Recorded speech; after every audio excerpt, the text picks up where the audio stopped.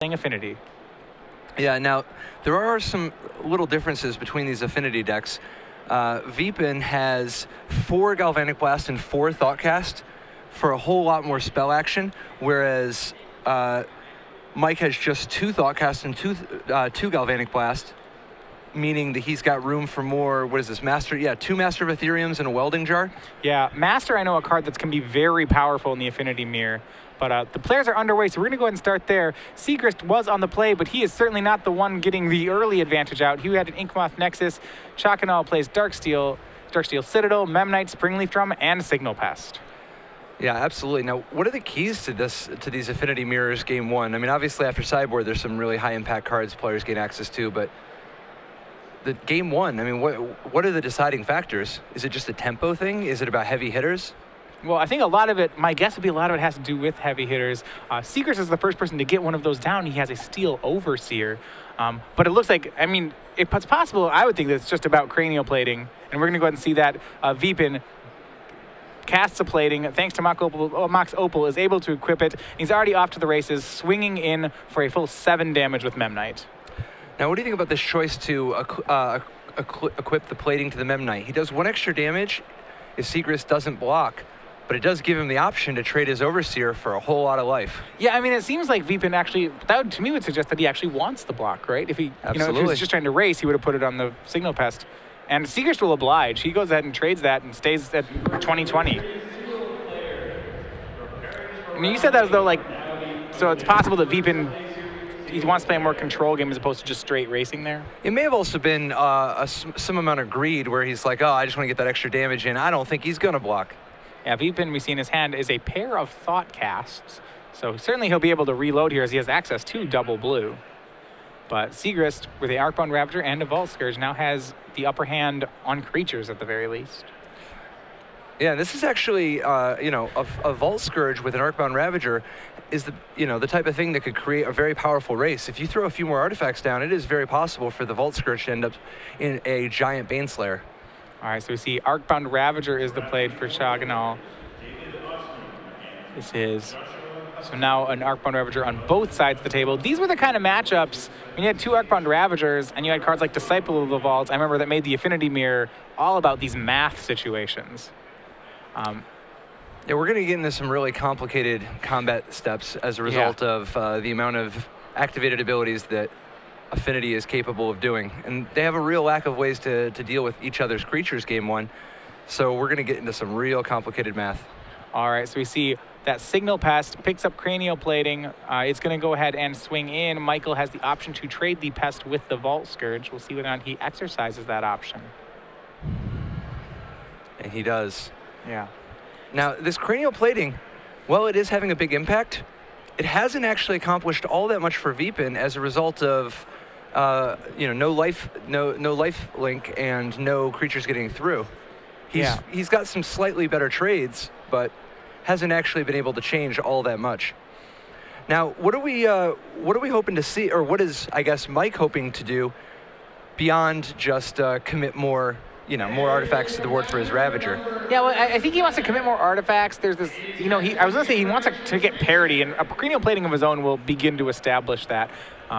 Both players now with Plating and Ravager, we see a pretty symmetric board state. I want to say that, like, a Vault Scourge can break this, possibly even an Etched Champion. Well, so I think Vipin has a big edge right now because he has 3 artifact mana sources, whereas Michael has 0. As a result, Michael's Cranial Plating is barely an unholy strength, and Vipin's will kill Michael in 2 hits. Yeah, I like that Vipin he also has Thoughtcast here, and you said before he's playing 4 Thoughtcasts to Michael's 2. He's going to have hit plays like this more often, and he certainly is stocking up on resources here. See, now he's going to even, further his artifact lead and get to a spot where he has both Plating and Ravager taking advantage of having 9 artifacts. So you see Signal Pest is made. Signal Pest goes ahead and taps to Springleaf Drum. Going to go ahead and make an additional mana. That equips Plating to Ravager. Ravager crashes in. It's a 1/1, but the Cranial Plating gives it 7 more, and that's a hit for 8. Michael is down to 10. And it does seem like he's just pushing his resource advantage. He has more artifacts. He has more Thoughtcasts. he just has more things. And this is a really tough situation for Michael because he's facing lethal potentially from a few different creatures. It would only take a couple artifacts for Vipin to be actually able, representing. Is that life total correct? Is it actually 11? Yeah, it looks like we'll get a confirmation on this. Because it should have been 8 damage just now. Yeah. But perhaps there was 1 point of Vault Scourge life gain that wasn't included, which I suspect is what happened here. All right. Either way, Vipin is very close to being able to actually threaten 11 points of damage, and with the Mox Opal and the Springleaf Drum, it is realistic to think that he could actually move the Cranial Plating instant speed to thwart any potential blocks. Yeah, Michael with a Mox Opal of his own, but he is running low on cards. That's a problem that Vipin doesn't have. He has shifted over to the defensive. It almost seems like it's a matchup where the person who stops attacking first is the person who loses.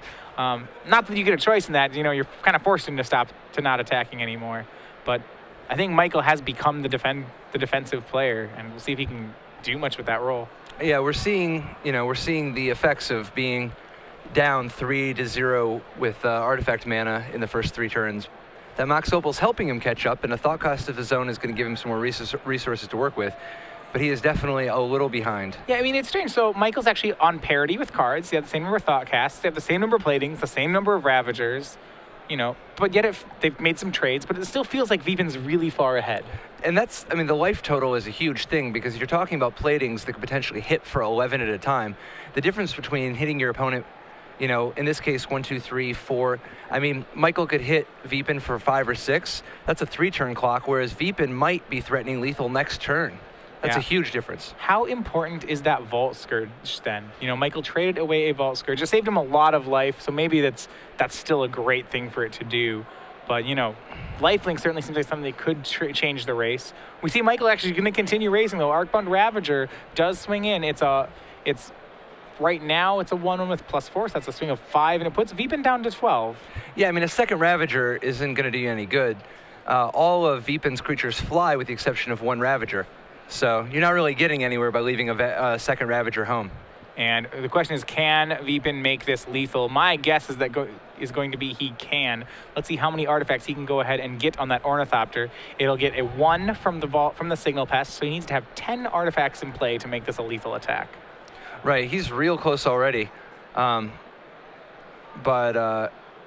unless he can do 2 more, he might end up just a hair short. Yeah, I think he has it. It looks like remember, he needs 1 mana to move the plating. Yep. He needs 1 mana to activate that Ink Moth. So he needs like 2 artifacts, 2 1-mana artifacts.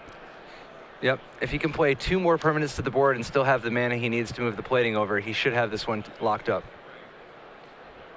Looks like he has at least a Signal Pest, but does he have anything else?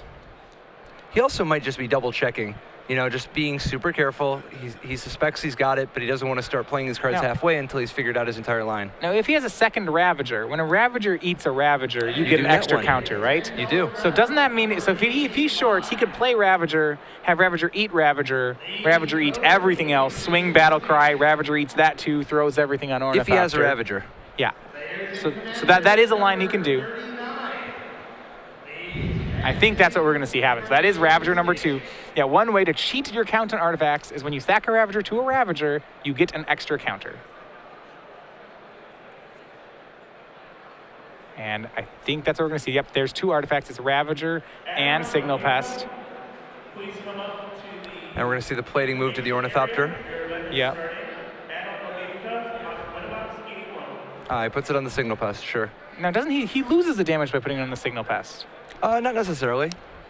Because you don't actually have to eat the, I mean, he can still attack with the Ornithopter. You don't actually need to eat the right. You don't have to, you just need to throw both Ravagers onto one guy. Yeah.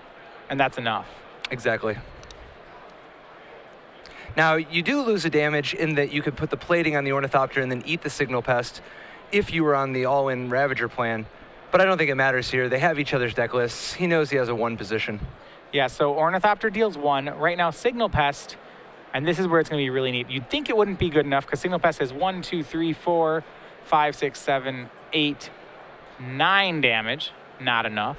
However, he gets that extra counter off Ravager, so that's 3.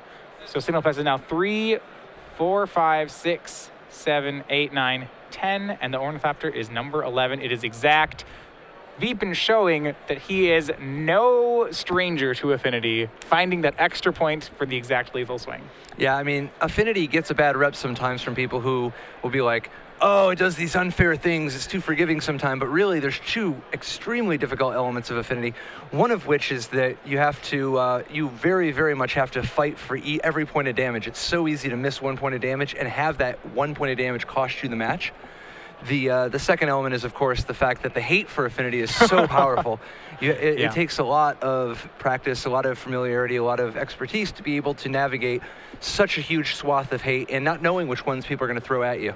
All right. So while these players sideboard, we're going to bring you back into the booth. For those of you joining us, we are going to give away 6 months of Star City Games Premium. This is a trivia that we do. So this is during the top 4. I gave a trivia question last round. I asked players to identify a 5-mana legendary creature, which happened to be Kiki Jiki Mirror Breaker. So this round, I'm going to throw it over to you. We'll give them a question, and we'll get correct answers for 6 months of premium. All right. I saw some cards going around, some promo cards for an online game that Brian Kibler and the rest of the people who made Ascension and Richard Garfield were working on. Sure. What is the name of that online game? What is the name of that game? Tweet at us for SCG, at hashtag SCG Premium, at SCG Live, and let us know the name of the game. That there were some promo cards given out at this event, or at some of the events recently, and it's a game made by Brian Kibler, the rest of Stoneblade Games that worked on Ascension, and Richard Garfield. All right. Looking forward to your answers. We will announce the winner at the end of all the top 4 matches. But that said, we will go back to our featured match between Michael Sigrist and Vipin Chackonal. They are currently sideboarding here. They have nearly identical sideboards. They both have Ancient Grudges. What else do they want to be doing? Not really a whole lot. I mean, there's really not anything else that either one of them wants to be doing. The big advantage, of course, is that Michael has 3 Ancient Grudges, whereas Vipin has only 2. Yeah. Cards like Dismember, Pinpoint Removal, is strong or is not strong in the matchup? It's not going to be that great for them. I mean, it's good if you ever hit Steel Overseer, but it's not particularly effective against Etch Champion, Arcbound Ravager, Master of Ethereum, or Cranial Plating. I mean, it's possible you could bring it in as a playable if you just think some of the other cards are just worse enough, but I think you just want to keep the core engine as strong as possible and mostly just bring in some grudges. All right, so both players boarding here. Doesn't, both already on the shuffle. Doesn't look like it's, I think you're absolutely right in that it's a pretty quick sideboard for the players. Yeah, search your sideboard for Ancient Grudge, move her on in. So that's that. One thing I wonder about the Affinity Mirror, I kind of wonder which cards are important here. If you could choose to have a card in your starting hand here, what's up at the top of the list? Ancient Grudge. So the one card on the board ends up being the most relevant card. As is so often the case, the graveyard, the sideboard hate is very, very, very powerful in Modern, and Affinity is definitely one deck where the hate against it is the best card you could possibly hope to draw. Right. And that Ancient Grudge, because it's kind of a blanket answer to all of the other best cards.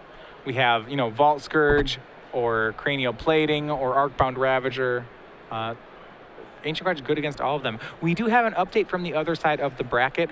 Brian Liu, he's our one Niapod player, continuing his undefeated streak against Malayarpod. He has taken game 1 from Oscar Jones. Niapod? How is a deck with Glenelendra, Archmage, and Deceiver Exarch in it Naya? Their combo isn't even Naya. I suppose let's go with Kikipod. Yeah. Oh yeah.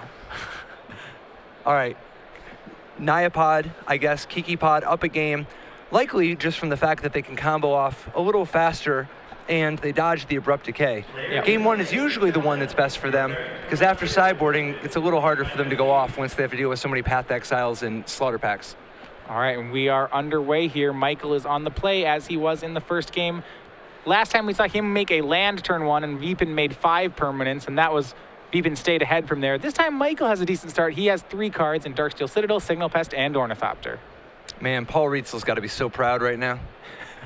So many friends. All right, can Vipin beat 3? Well, he has 3 of his own, 4 of his own, and a Thoughtcast. I'm going to say he outclasses here in Ornithopter, Memnite, Mox Opal, Darksteel Citadel, Thoughtcast, Draw 2, Signal Pest. So, that, my friends, is a turn 1. yeah, so that was 5 cards and a divination on turn 1. Very, very effective. Every single card Michael played, and then 3 more. I will tell you, when I've been playing Magic with some people who've just learned the game, and the first time they see Affinity is like still one of my favorite moments. You just like, you keep a hand, and then you just start playing things, and there's like it's this whole what is going on moment. Yeah, it is a nice little tour through spells that cost 0 and why they are so good for Magic. All right, Michael makes some board presence of his own. He now commits a second Signal Pest and is able to Thought Cast on his own. But Vipin, once again, with the first aggression, this is because he has found Cranial Plating, and thanks to Mox Opal, is able to suit it up. Turn 2, crashes in with the team. Now, it's interesting. If he had put in the plating on the Ornithopter, he would have been able to get through 1 extra point of damage because the Ornithopter wouldn't be able to eat 1 point of damage for free like it is now. Yeah, and as we saw last game, those 1s really do add up. Right now, Memnite is 1 damage. It is 2 damage from Signal Pest. And then 1, 2, 3, 4, 5, 6. That is an 8-point swing from Memnite, quickly dropping Michael Sigrist down to 12. Absolutely. He needs to draw an Ancient Grudge in a hurry. And so the way you're saying it's like, so because Vipin hit first with plating, Michael's forced to be somewhat the control deck? No, it's not even just the plating specifically. It's just the mix of cards. I mean, Vipin played a 1-mana draw 2 and a Mox Sapphire on the first turn. I mean, he just has had more mana and has drawn more cards. He's just winning on every axis here. He's got a better threat, a better board, more mana, more cards in hand, and more life to work with. Yeah, we see Sigrist playing Arcbound, looks like Arcbound Ravager for the turn. And having to pass back, he has no other colors of mana. He does have a Galvanic Blast in hand, cannot cast it. Even if he drew the Ancient Grudge you were rooting for, right now it would be no help to him. Yeah, I mean, we talked about this earlier. Vipin's strategy of playing with 13 Moxes is super, super effective. Not that he actually has 13 Moxes, but just drawing Mox Opal is so influential in these decks. That's the key to this matchup, is drawing Mox Opal. Or one of them. That is one of the. Yeah. This is definitely a matchup, or a deck, I guess, with a lot of key cards, but having a good mix is more important than any one specific card.